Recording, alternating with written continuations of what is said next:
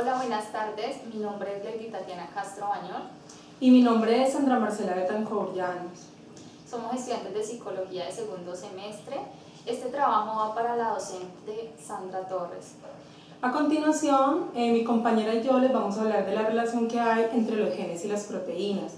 Para empezar hablando de la relación que hay entre los dos, vamos primeramente a decir los conceptos de qué es un gen y qué es una proteína.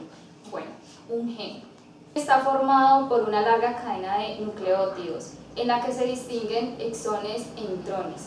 Los exones son las regiones codificantes que van a proporcionar la información para que la síntesis de una proteína, mientras que los intrones son regiones no codificantes que se hallan intercaladas en el gen y tienen otras funciones. El gen es considerado la unidad de almacenamiento de información genética y unidad de la herencia, pues transmite esta información a la descendencia. ¿Cómo recoge el DNA la información genética para formar una proteína? La información genética está contenida en un código formado por los 4 nucleótidos, adenina, guanina, timina y citosina, que forman codones conjuntos de 3 bases. Las diferentes combinaciones de 3 nucleótidos codones determinan un determinado aminoácido de la proteína en formación. Por ejemplo, la combinación de UCG determina que el aminoácido que corresponde sea una serina. O para un símbolo, comienzo o parada de la secuencia de la proteína, por ejemplo UAC, determina que se acaba la lectura del gen. Se expone en forma de sus iniciales, adenina, citosina, guanina, timina, en el caso del DNA, o uracilo en el caso del RNA. Los genes están localizados en los cromosomas en el núcleo celular. Son secuencias nucleótidas específicas de los cuales se origina un producto, ya sea proteína o RNA. Cada organismo tiene un conjunto de genes específicos que lo identifican como especie. Bueno, ¿qué son las proteínas? Esto es una imagen de una proteína. Las proteínas son moléculas complejas formadas por una cadena de aminoácidos que se unen formando secuencias específicas. Existen 20 aminoácidos proteinógenos que forman parte de las proteínas que se unen uno a otro en distinto orden en forma de cadenas.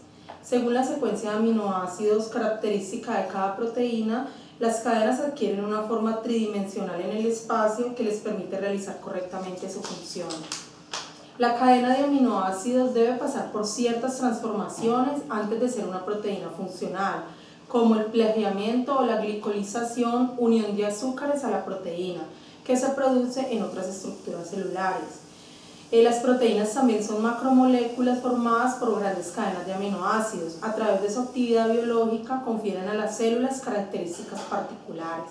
A esto se le puede denominar fenotipo. Al proceso por el cual a partir de un gen se sintetiza un producto, generalmente una proteína, se le conoce como expresión genética. Para la síntesis de proteínas se requiere que los genes participen en un proceso en el que intervienen los mecanismos genéticos básicos. Los genes son segmentos de ADN. El ADN, mediante los procesos de transcripción y traducción, dan origen a las proteínas. El proceso de replicación dice que el DNA o RNA funciona como molde para su propia replicación. La transcripción dice que a partir del molde se sintetizan moléculas de mRNA, las cuales contienen secuencias específicas de bases. Y la traducción dice que los ribosomas agrupan las secuencias de bases en forma de tripletes, que eso se le puede llamar codones, que serán traducidas en secuencias de aminoácidos, o sea, en proteínas. Los genes son segmentos de ADN y sus funciones esenciales consisten en dirigir la síntesis de proteína, que es la clave en todo metabolismo celular. Casi todo el ADN de las células se localiza en el interior del núcleo. Las moléculas de ADN componen los genes, que contienen las instrucciones codificadas químicamente para la producción de casi todas las proteínas que necesitan las células. El núcleo regula la síntesis de proteínas al enviar moléculas de RNA mensajero, que son copias de partes de los genes que codifican proteínas, a través de la membrana nuclear en dirección al citoplasma. El ADN se asocia con las proteínas y forman un complejo denominado cromatina. Las moléculas de ADN son largas y delgadas, de modo que deben estar empaquetadas en el núcleo con su suma regularidad. ADN, ARN mensajero ribosómico de transmisión dan igual a una proteína. La relación entre los genes y las proteínas se puede expresar mediante el dogma central de la biología molecular.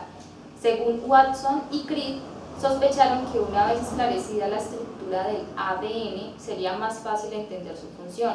Razonaron entonces que si el ADN era la molécula que transmitía la información genética a las células hijas, esta secuencia de nucleótidos en el ADN da origen a una secuencia de polipéptidos, es decir, la molécula de ADN debía dirigir la síntesis de proteínas. ADN igual a proteínas. Pero entonces, si esto era cierto, ¿cómo podía el ADN que estaba dentro del núcleo dirigir la síntesis de proteínas fuera del mismo? A Crick se le ocurrió la idea de que debía existir un intermediario. Como podemos observar acá, ADN se transmitía a proteínas, entonces lo que a Crick se le ocurrió era que existía un intermediario. Este intermediario era el ARN mensajero. Esa fue la propuesta inicial de Crick. En esta imagen ya podemos observar que está científicamente comprobado que el ARN mensajero era el que transmitía el ADN en proteínas, pero también se esclareció que también era como una transcripción inversa. Se podían transmitir ADN al ARN y el ARN al ADN. Vamos a hablar del proceso que hay del gen a la proteína. El proceso de transformación de las proteínas en el ser humano puede resultar bastante complejo de entender e incluye palabras y conceptos que puede que nos sean desconocidos. A continuación intentamos explicar este proceso de forma sencilla, yendo a las unidades sencillas hasta la formación más compleja. Los nucleótidos son cada una de las unidades que forman los ácidos nucleicos. El ácido desoxirribonucleico DNA y el ácido ribonucleico RNA.